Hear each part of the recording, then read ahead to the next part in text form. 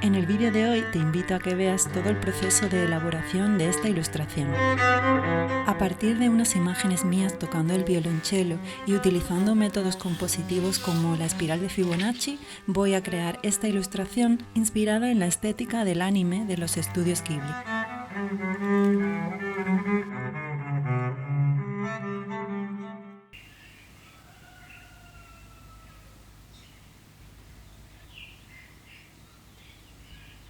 La primera fase es la creación de bocetos. A finales de enero florecen los almendros en la zona donde yo vivo. Cuando la naturaleza se expresa de esta forma tan espectacular, recuerdo siempre las películas de estudios Ghibli, por ejemplo La princesa Mononoke o Spirit Away, que se traduce El viaje de Chihiro en español, y me vino a la mente la idea de elaborar una ilustración inspirándome en esta idea de la naturaleza y un personaje femenino que estuviera en comunión con ella. Así que pensé hacer una serie de fotografías y de vídeos tocando el violonchelo para utilizarlo como referencia en esta ilustración. Lo siguiente que pensé es que quería expresar el movimiento del viento meciendo las flores y las hojas, el movimiento del sonido que salía del cello, y recordé que una de las fórmulas para expresar compositivamente el movimiento mejor era el uso de los trazados reguladores, en concreto el trazado regulador de la espiral de Fibonacci. Los trazados reguladores se han utilizado en la historia de la pintura y de la arquitectura para darle a los artistas una base sólida sobre la cual componer sus obras. La espiral de Fibonacci, además, se encuentra presente en la naturaleza, por ejemplo en el crecimiento de las hojas o conchas, y expresa una progresión que avanza en espiral desde un centro hacia el infinito. Artistas como Hilma af Klint o Dalí estuvieron bastante obsesionados con su significado matemático y espiritual y la utilizaron en muchas de sus obras. En otros artistas no sabemos si fue intencionado o una mera casualidad. Así que en mis primeros bocetos ya pensé en incluir el uso del trazado regulador de Fibonacci. Tras los primeros bocetos rápidos voy a elaborar el dibujo, pero para ello debo crear primero mi propia espiral de Fibonacci adecuada al tamaño en el que voy a realizar la obra. Yo recomiendo el uso de un papel translúcido para crear las espirales, puesto que facilitará mucho nuestra tarea. A continuación elijo el soporte definitivo para adaptar la espiral de Fibonacci a ese tamaño. No voy a explicar cómo crear una espiral porque en internet podemos encontrar miles de ejemplos. Sin embargo, sí que te voy a dar algunos consejos prácticos que te pueden ayudar según mi experiencia. Utilizar un compás con extensor será muy útil para no limitar el tamaño de nuestras espirales de Fibonacci. Hay que ser muy precisos cuando trabajemos porque cada milímetro de error se va sumando y al final las medidas pueden no cuadrar. Una vez que tengas la espiral, utiliza un lápiz graso para contornearla. De esta forma, si te equivocas, podrás borrarlo fácilmente. Como la espiral puede utilizarse en cualquier dirección para componer, podemos también dibujar la parte posterior de nuestra hoja.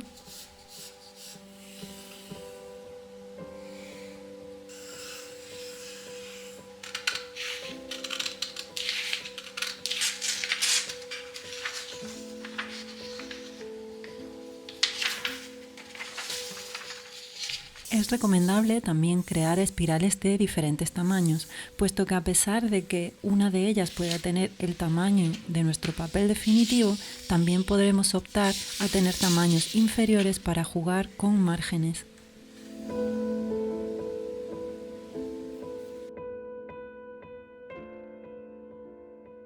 El siguiente paso será realizar un dibujo de análisis. En primer lugar, vamos a utilizar como base compositiva la espiral de Fibonacci que hemos creado.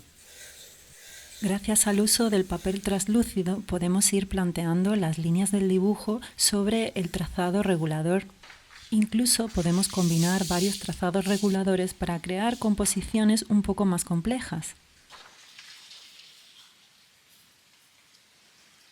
El dibujo de análisis no es el dibujo definitivo, sino un paso previo para analizar muy bien nuestro referente, tener en cuenta cómo se comporta el movimiento o la anatomía y tenerlo bastante claro para que más adelante podamos estilizarlo y convertirlo en un estilo más parecido al de la ilustración. Este dibujo de análisis también me sirvió para ver cómo funcionaba la imagen en su conjunto y me di cuenta que la proporción de la figura con respecto al paisaje era demasiado grande, perdiendo protagonismo el espacio natural. Así que pensé en reducirla para que cupiese dentro de los márgenes de la espiral de Fibonacci. Finalmente, con las ideas más claras, ahora sí viene el dibujo definitivo. A continuación os voy a dejar el proceso y además acompañado de una banda sonora muy bonita que ha creado el compositor Raúl Lucas Guerra para este vídeo especialmente.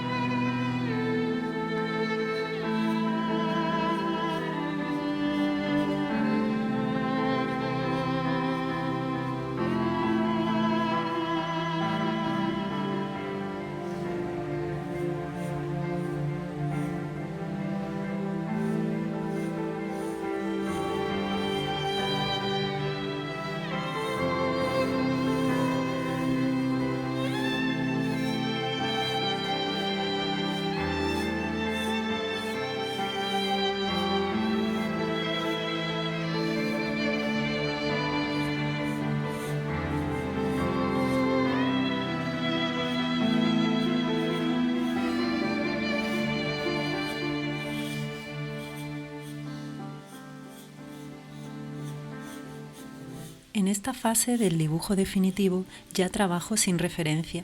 De esta manera me aseguro que todo lo que queda es lo que en esencia ha permanecido en mí de todo el proceso. Es para mí como una forma de depuración.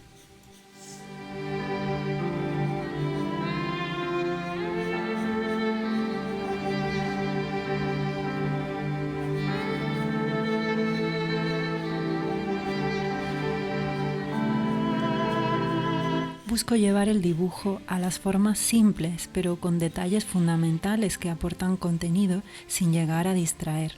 Creo que es importante que el violonchelo tenga todas sus partes y también he modificado la posición de los brazos para acercarlos al instrumento como en un abrazo.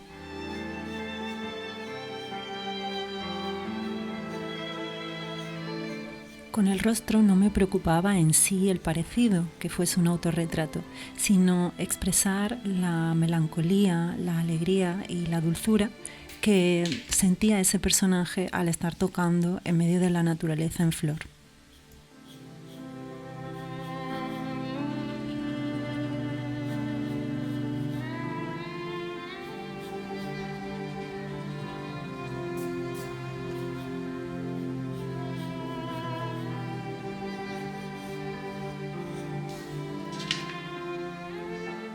Para poder expresar la diversidad de formas y posiciones de las flores, sí que necesité utilizar una referencia. Por último, la atmósfera es muy importante en las ilustraciones del estudio Ghibli, por eso pensé que el uso de una luz poética del atardecer, podría ayudar mucho a ese efecto.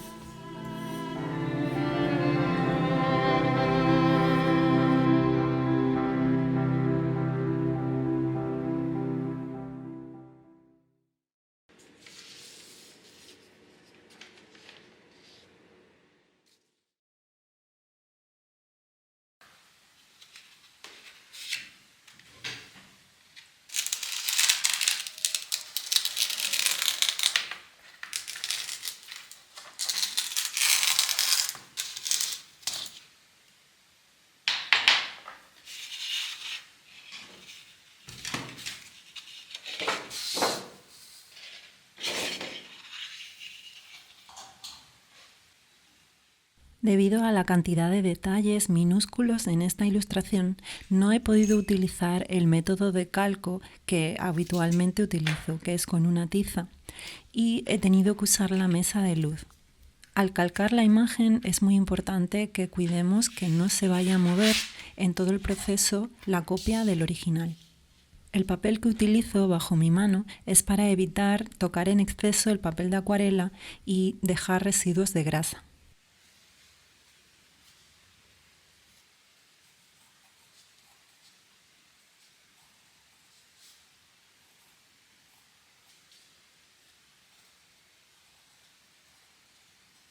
La mesa de luz la he fabricado de una manera muy sencilla.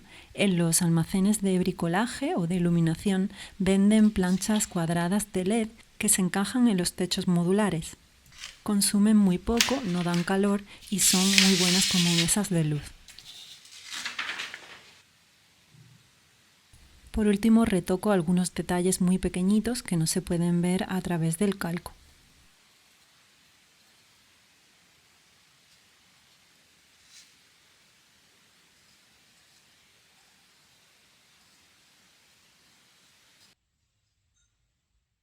El único inconveniente de utilizar la mesa de luz es que tenemos que despegar el papel del bloque encolado. Por ello ahora tendremos que proceder a encolar nuevamente el papel en una superficie. Hay que empapar el papel sin ningún miedo. Lo ideal sería sumergirlo en agua durante algunos minutos. Como mi fregadero es muy pequeñito, tengo que hacerlo de esta manera, pero además voy a utilizar una brocha grande sintética, como vas a ver a continuación, para adherirlo al soporte de metacrilato. Podemos saber el punto de humedad perfecto cuando el papel ha perdido su rigidez y se encuentra un poquito blando. De esta forma se adhiere a la superficie sin dejar ningún tipo de arrugas o burbujas de aire.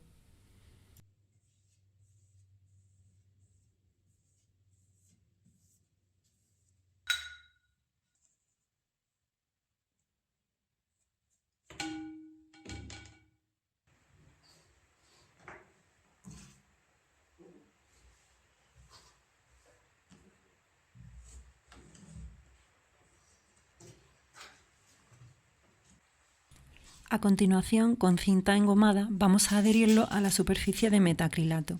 Lo bueno de la cinta engomada es que se adhiere con agua.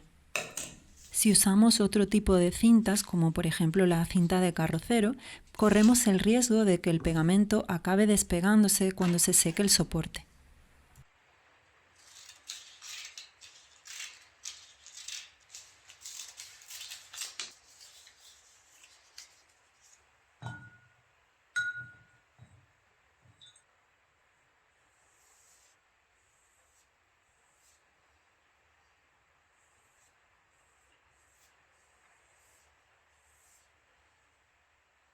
Vuelvo a humedecer ahora tanto el papel como el metacrilato para asegurarme que la cinta se va a adherir bien.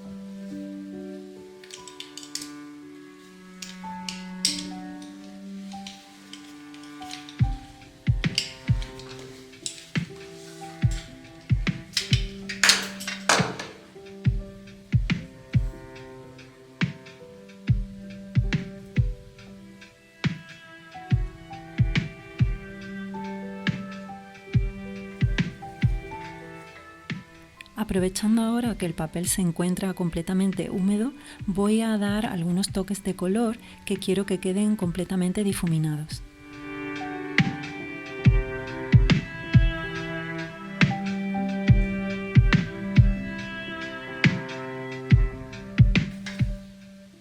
Después de estos toques dejaré secar el papel durante un día entero.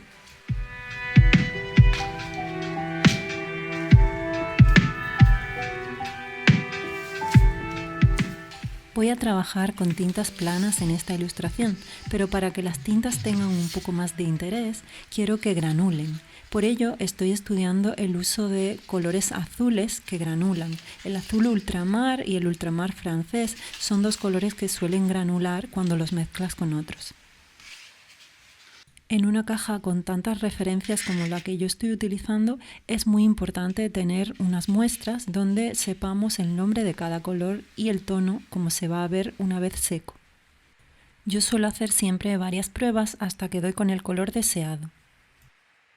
La técnica de la gota me va a permitir cubrir grandes áreas sin tener la necesidad de correr porque el pigmento se me esté secando.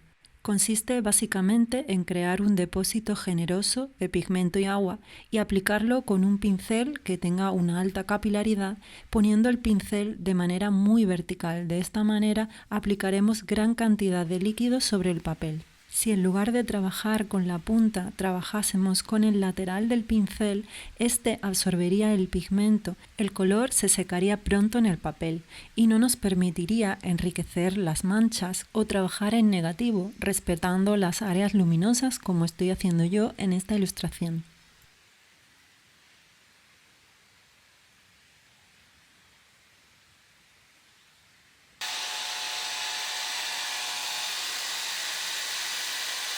Si vamos a trabajar planos que se encuentren uno junto a otro, es muy importante que el plano que ya tenemos pintado esté completamente seco. De otra forma, los colores de ambos planos acabarían mezclándose. Es recomendable que el soporte esté un poquito inclinado. De esta forma, el pigmento viajará siempre en la misma dirección, hacia abajo, y evitaremos retrocesos y coliflores.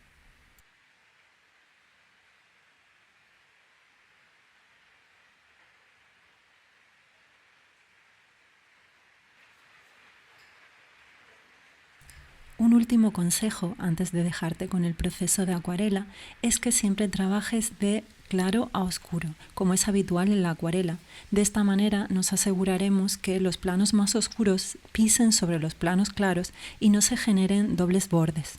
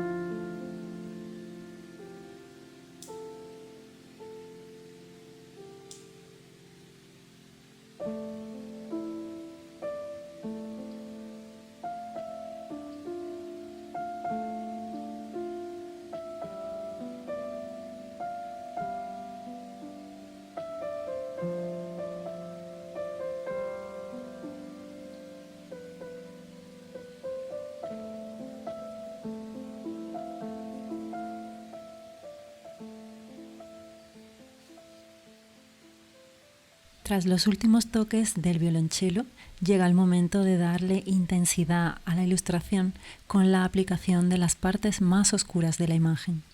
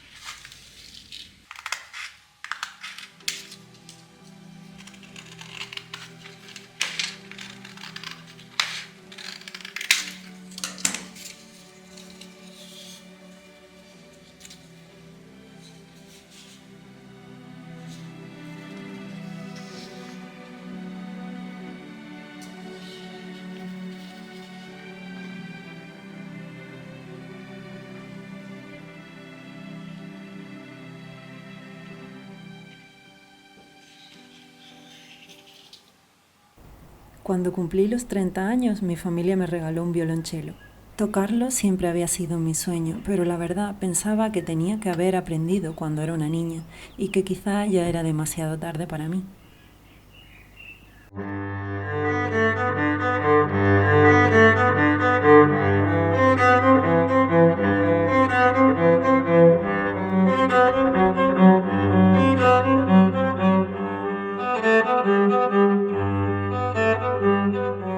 Lo mismo le ocurre a muchas personas que aman el arte. Cuando eran más jóvenes no tuvieron oportunidad de aprender y creen que quizá ya es demasiado tarde para ellas. Durante los 9 años que llevo aprendiendo a tocar el cello, siempre me ha acompañado una frase: sapere aude, incipe, atrévete a saber, empieza. Por eso hago mis vídeos para compartir aquello que he aprendido en el camino. Este vídeo va dedicado a todas aquellas personas que no pudieron aprender arte de jóvenes y que aún así no se han rendido.